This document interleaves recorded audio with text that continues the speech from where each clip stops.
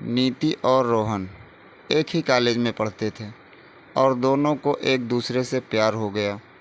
प्यार होना और फिर शादी होने में जो फासला तय करना होता है वो इतना आसान नहीं होता। रोहन एक बहुत ही अच्छे परिवार से था और वहाँ नीति एक मिडिल क्लास फैमिली से थी। नीति की माँ को सब पता था उन दोनों के बारे में, लेकिन नीति का भाई शादी के लिए बिल्कुल तैयार नहीं था। रोहन के अमीर होने वाली बात सोचते ही नीति का भाई डर जाता था, क्योंकि उसने आसपास गरीब लड़कियों के घर उजड़ते हुए देखे थे। एक दिन ऐसा आया कि नीति के भाई ने शादी के लिए हामी भर दी, क्योंकि वो अपनी बहन के प्यार के खातिर और रोहन के अच्छे व्यवहार को देखते हुए उनके प्यार के आगे झुक गया। शादी हो गई, लेकिन नीति की सास शुरू से ही उससे खुश नहीं थी। नीति सिर्फ रोहन की पसंद बनकर रह गई। घर के काम बहुत अच्छे से करने के बावजूद नीति कभी भी अपनी सास को संतुष्ट नहीं कर पाई।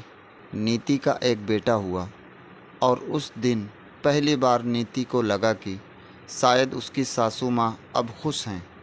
घर में सब उस नन्ही जान के आसपास घूमते रहते, क्योंकि कहते हैं ना, मूल से ब्याज प्यारा होता है। नीति ने अपनी नौकरी दोबारा से ज्वाइन कर ली और वो घर का काम और ऑफिस का काम बखूबी संभालने लगी।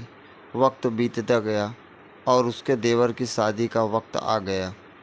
नीति ने शुरू से ही अपनी देवरानी को वही अपनापन दिखाया जो अपने बाकी ससुराल वालों के साथ रखती थी। धीरे धीरे नीति ने महसूस किया सासू माँ सारा प्यार छोटी बहू की तरफ लुटाती थीं, पर नीति ने इन सब घरेलू चीज़ों से खुद को दूर रखने की बहुत कोशिश की। नीति जानती थी कि इसके पीछे की वजह देवरानी का बड़े घराने से होना था, लेकिन उसने कभी भी अपने व्यवहार में अपनी पीड़ा झलकने नहीं दी। सासू माँ जब भी छोटी के साथ होती थी उसका बेटी की तरह ख्याल रखती, उसकी सेहत की भी चिंता करती, लेकिन जब भी नीति की बात आती तो वो यही सोचती कि ये तो छोटे घर से है, इसे क्या फ़र्क पड़ता है, काम ज़्यादा हो या कम। रोहन सब कुछ चुपचाप देखता और समझता था, लेकिन कुछ बोलता नहीं था। नीति के देवर ने हमेशा उसे सम्मान दिया, जिसकी वजह से वो छोटी के स्वभाव को भी नज़रअंदाज करती रही। एक दिन रोहन ने उसे समझाया कि तुम अब पहले जैसी नहीं रही, हर वक्त चिंता में रहती हो। अगर तुम्हें कोई बात बुरी लगती है तो उसे बोल दो, जिसके सामने वाले की दोबारा कुछ करने की हिम्मत ना हो, या फिर जैसा चल रहा है उसे स्वीकार कर लो और अपनी ज़िंदगी पर ध्यान दो।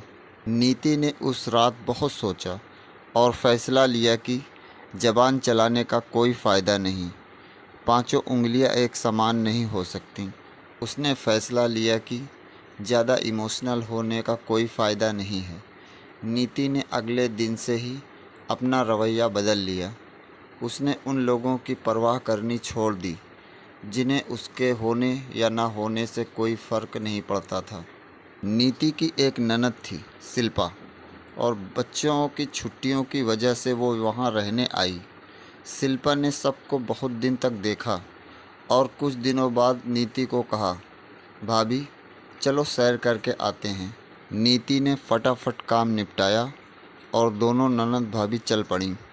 रास्ते में शिल्पा ने कहा, भाभी मैं सब जानती हूँ कि क्या हो रहा है, लेकिन आपको एक बात बोलना चाहती हूँ कि आप शिमला मिर्च हो। जिस तरह शिमला मिर्च किसी भी चीज़ में पड़े तो उसका स्वाद बढ़ा देती है, उसी तरह आप भी इस फैमिली का स्वाद बढ़ा रहे हो। आपकी कद्र चाहे किसी को हो या ना हो, पर मेरे दिल में आपके लिए हमेशा के लिए सम्मान और बढ़ गया है। तो दोस्तों, अगर यह कहानी आपको अच्छी लगी हो तो प्लीज़ लाइक करिए, चैनल को सब्सक्राइब करिए और शेयर करिए। Thank you.